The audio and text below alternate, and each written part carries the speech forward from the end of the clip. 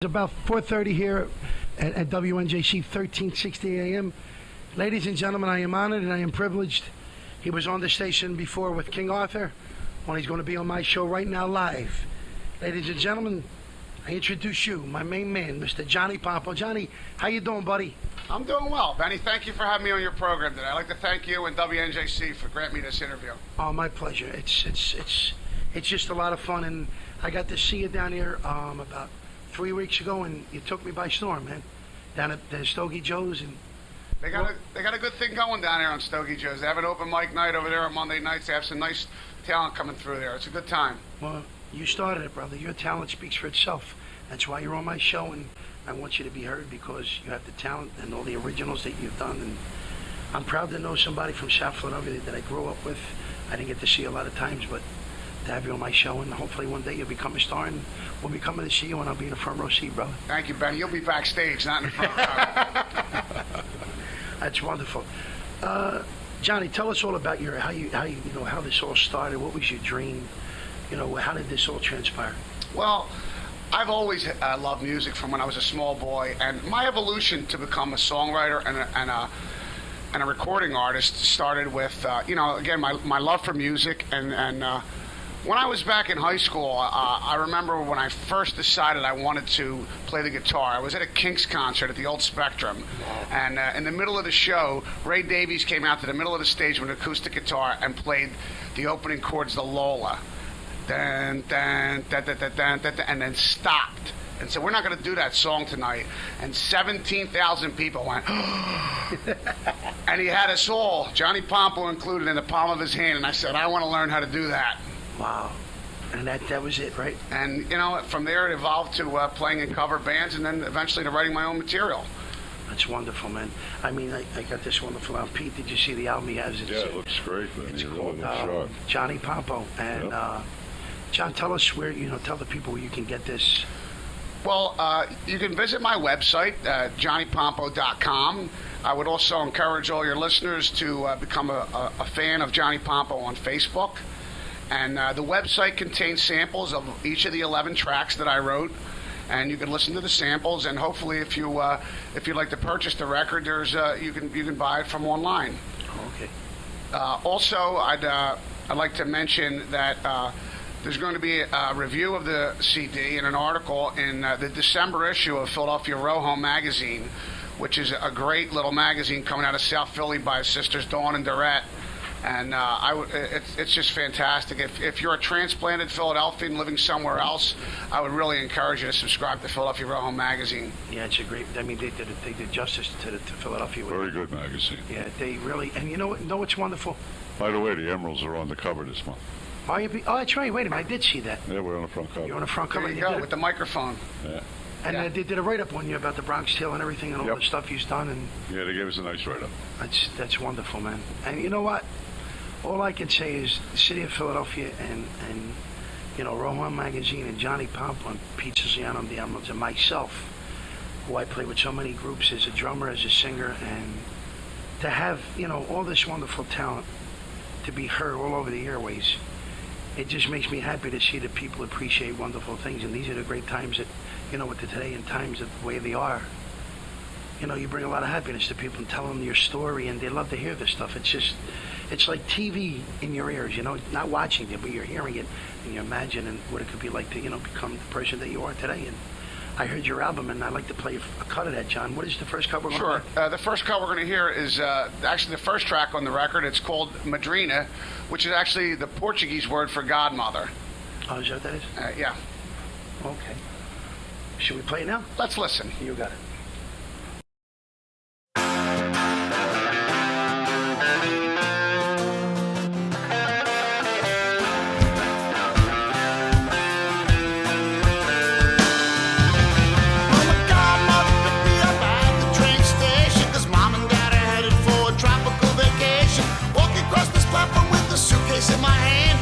I was a singer in a rock and roll band. We happened to a car and she asked me how was school.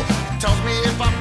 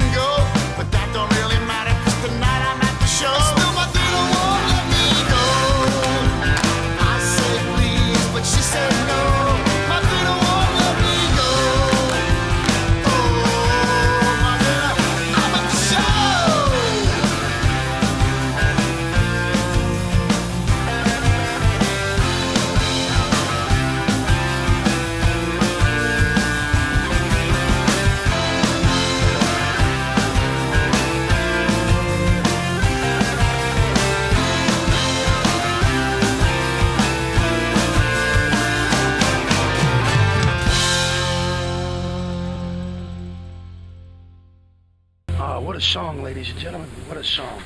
Johnny, I got to hand it to you, man. Great job. Unbelievable. Thank you, Benny. It really sounds good. Thank you. Thank you. Wow. I'll tell you what. I was thinking Billy Joel. You know, when I heard that, like it had the lyrics, the way you... how did you figure out to say that without taking a breath? How'd you do that? I'll tell you, I'd like to give it, if you like the song, and obviously you do, I'd like to give a shout out to Mariano over at Fifth Stone Records. That's where I recorded this record at. He did a fabulous job engineering the record, and he co-produced it with me.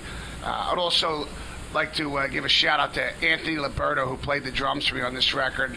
Anthony's a great musician and a great guy. Good friend of mine. He's a hell of a musician. Terrific person as well. Oh, yeah.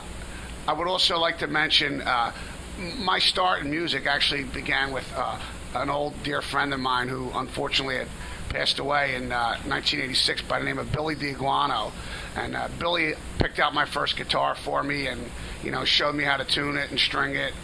And there was another musician that unfortunately we lost in April of 07, Franny Cardo, Nunzio on Broad Street Sun. Franny was a fantastic musician, and I played with Franny and learned quite a bit from him as well. So I'd like to pay respects to those fellas because they helped influence me and get me to where I'm at now. In terms of my influences, I have influences in classic rock, Beatles, Stones. I like the dance stuff like Chic and Dr. Bizarre, the Spinners, the Stylistics. And I'm also influenced by singer-songwriters and folkies like John Prine and Jim Croce because a lot of my songs have a story and a narrative. I love to tell a good story. I love to hear a good story. And basically, as an artist, what I like to do, I've met so many colorful characters in South Philly and all my travels, and I just like to hold a mirror up to the people and things that I see and let my songs reflect that.